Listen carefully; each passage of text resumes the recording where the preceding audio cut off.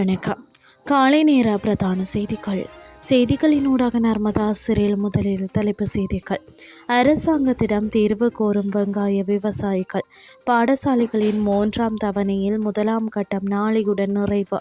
பேருந்து மீது முறிந்து வீழ்ந்த மரம், ஒருவர் பலி, 10 பேர் காயம். அமெரிக்காவில் ரத்து செய்யப்பட்ட விசாக்கள் தொடர்பில் வெளியான அதிர்ச்சி தகவல். இனி விரிவான செய்திகள்.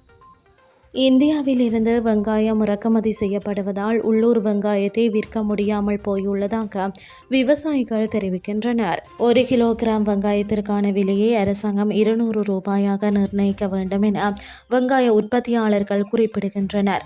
முன்னதாக இன்று சமர்ப்பிக்கப்படும் பாதீட்டில் வெங்காயத்தின் விலை தொடர்பான பிரச்சினைக்கு தீர்வு வழங்கப்படும் என விவசாய அமைச்சர் கேடி லால்காந்த் தெரிவித்துள்ளார். அரசாங்கம் மற்றும் அரசாங்கத்தால் அங்கீகரிக்கப்பட்ட தனியார் பாடசாலைகளின் 3ஆம் தவணையின் முதல் கட்டம் நாளை தினத்துடன் நிறைவடைகிறது. அதன்படி சிங்கள மற்றும் தமிழ் பாடசாலைகளின் 3ஆம் தவணையின் 2ஆம் கட்டம் டிசம்பர் 8ஆம் தேதி ஆரம்பமாகும் என கல்வி அமைச்சு அறிவித்துள்ளது. முஸ்லிம் பாடசாலைகளின் 3ஆம் தவணையின் 2ஆம் கட்டம் நவம்பர் 24ஆம் தேதி ஆரம்பமாகும் எனவும் அறிவிக்கப்பட்டுள்ளது.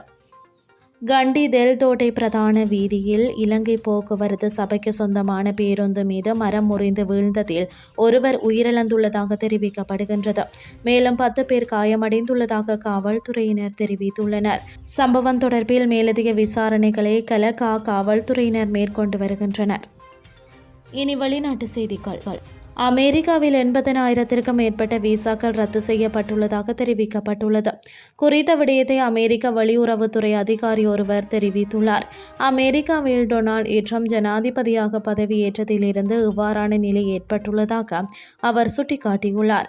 அமெரிக்க ஜனாதிபதியாக கடந்த ஜனவரியில் டொனால்ட் ட்ரம்ப் 2வது முறை பதவியேற்றார். இதையடுத்து குடியேற்றம் தொடர்பாக பல கடுமையான கட்டுப்பாட்டுகளை அவர் அறிவித்த நிலையில் விசாக்களுக்கான நடைமுறைகளும் கடுமையாக்கப்பட்டன.